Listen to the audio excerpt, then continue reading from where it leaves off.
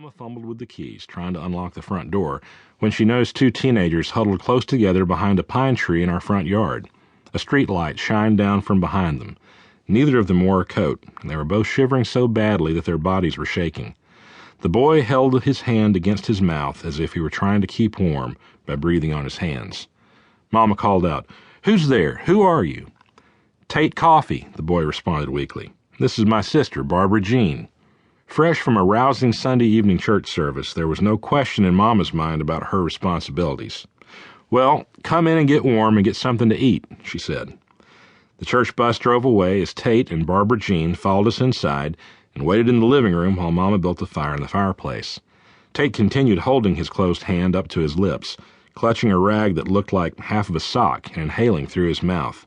Every so often he would take a plastic bottle from his back pocket, remove the cap, hold the rag on top of the bottle, then flip the bottle upside down, saturating the rag with paint thinner.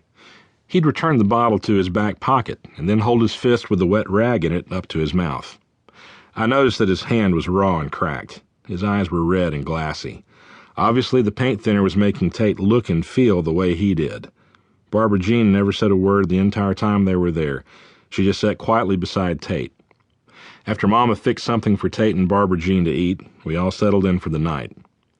As kind and noble as Mama's gesture was, it set in motion a never-ending downward spiral. From then on, Mama took in every Tom, Dick, or Sally who happened to come by the neighborhood and needed a place to crash. In the following months, our house went from smelling like Pine Sol, Mama's cleaning agent of choice, to beer and dirty clothes. It seemed that every drug addict, sniffer, prostitute, and criminal who stepped foot on Vance Street found refuge at our house.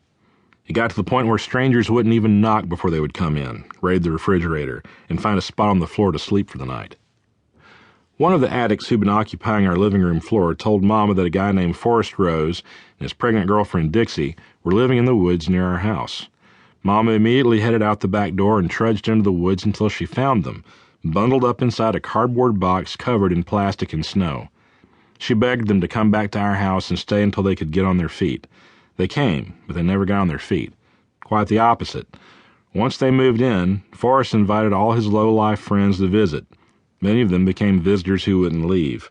These druggies, alcoholics, and venereal disease-ridden derelicts took over our home, adding to the lunacy of life on Vance Street. We had people such as Crazy Fletcher, who lived in one of the many mill houses, nearly identical small homes built by the textile companies and rented to their workers, near our house. One night, Crazy Fletcher showed up at our house carrying a record player along with an Ozzy Osbourne album, Bark at the Moon. Fletcher set up the stereo on the floor, cranked up the music, then sat down in a chair beside it, staring at the odd menagerie of maniacs mingled in the living room. After a few songs, Fletcher stood up abruptly and stormed out the back door. He returned a few minutes later carrying an axe. Striding straight through the house, he reached the record player in the living room, raised the axe high in the air, and brought